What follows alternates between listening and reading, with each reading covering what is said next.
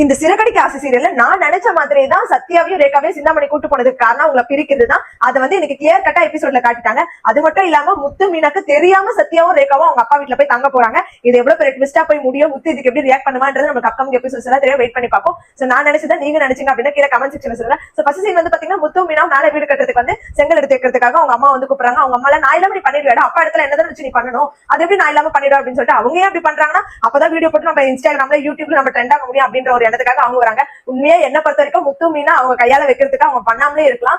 ஆனா அவங்க ஏன் அப்படி யோசிக்கிறாங்கன்னு தெரியல. அப்படிதான் நான் நினைக்கிறேன். நீங்க என்ன நினைக்கிறீங்கன்றத கமெண்ட் செக்ஷன்ல சொல்லுங்க. ஒரு வழியா அவங்க அப்பாக்கு போன் பண்ணி அப்பா நீ வீடியோ கால பார்ப்பா அம்மா எடுத்து வைக்கிட்டா அப்படின்னு சொல்லிட்டு ஒரு வழியா அவங்க எல்லாருமே வீடியோ போட்டோ எல்லாத்தையுமே எடுத்து கடக்கால் நட்டு வச்சிருக்காங்க. ஃபர்ஸ்ட் செங்கல் எடுத்து வச்சிருக்காங்க. அடுத்த சீன் வந்து பாத்தீங்கன்னா நம்மளோட ரேகா சத்யா கட்டுறாங்க. அவங்க அப்பாக்கு ரொம்ப முடியல. அதுக்கப்புறம் ரேகா என்ன சொல்றாங்க, அம்மா நாளைக்கு நான் ஹாஸ்பிட்டல் போகும்போது அப்பா கூட வரைப்பட சத்யா கூட கிளம்பி போறமா அப்படின்னு சொல்றாரு. அவங்க அப்பா ஐயோ முடியல அப்படி இப்படின்னு சொல்லிட்டு ரேகா போக விடாம தடுக்கிறதுக்கு என்னென்னமோ பண்றாரு. ஒரு வழியா அதை பார்த்துட்டு சத்யா கிட்ட ரேகா பேசுறாங்க, அப்பா இப்படி நிலைமையில இருக்கும் நான் எப்படி சத்யா வருது அப்படின்னு. அதை நானே யோசிக்கிறேன். நம்ம ஒண்ணு பண்ணலாம், போயிட்டு வீட்டுக்கு போயிட்டு அப்பா கிட்ட சொல்லிட்டு நம்ம கிளம்பி இங்க வந்துடலாம் அப்படின்னு சொன்னா அப்புறம் ரேகா அவங்க அப்பா அப்படியே நடிக்கிறாரு.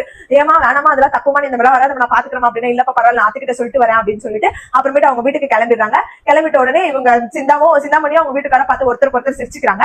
அடுத்த சீன் வந்து பாத்தீங்கன்னா நம்ம ரேகா சத்யா அவங்க அம்மா போய் பார்த்துட்டு இது போல நடந்தது எல்லாத்தையும் சொல்லிட்டு நாங்க போனோமா அப்படின்னு சொல்லிட்டு சொல்றாங்க. உடனே அப்ப சீதாக்கு டவுட் வந்துருது, ஏன்டா நீ ஏன்டா போனோம், எனக்கு அவன் அனுப்புறதே எனக்கு ஒரு மாதிரி இருக்கு, எனக்கு என்னமோ நம்பிக்கை இல்லை அப்படின்னு. அதெல்லாம் ஒண்ணு இல்ல சீதா ஒரு நல்லாதான் பேசினாரு, நான் போய் பாத்துட்டு வரேன் அப்படின்னு சொல்லிட்டு சொல்றாங்க. அப்புறம் அவங்க கிளம்பிட்ட பிறகு சீதா சொல்றாங்க, இல்லாம எனக்கு என்னமோ தப்பா தோணுது அப்படின்னு. நம்ம ஏன் தப்பா நினைக்கிறதா அவங்க ஒத்துக்கிட்டாங்களா விட நீ ஏதோ பெருசா யோசிக்காத அப்படின்னு பேசிட்டே இருக்கும்போது சீதாவோட அவங்க ஹஸ்பண்ட் வராரு. அவர் வந்துட்டு என்ன பேசுறாருன்னா சாரி சீதா ஏன் இந்த மாதிரி எல்லாம் பண்றேன் அப்படின்னு சொல்லிட்டு அவர் மன்னிப்பு கேட்கிறாரு. எனக்கு ஒரு மாதிரி ஸ்ட்ரெஸ்ஸா இருக்கு, என்ன பண்றது தெரியல, அந்த கோத்தை தான் உங்ககிட்ட காட்டுறவங்க நான் லவ் பண்ணி தான் கல்யாணம் பண்ண உனக்கே தெரியும் நான் எப்படின்னு சொல்லிட்டு சோ அதனால புரிஞ்சுக்கோங்க என்ன மன்னிச்சு தயவுசெய்து நம்ம வீட்டுக்கு வா அப்படின்னு சொல்லிட்டு போறாரு.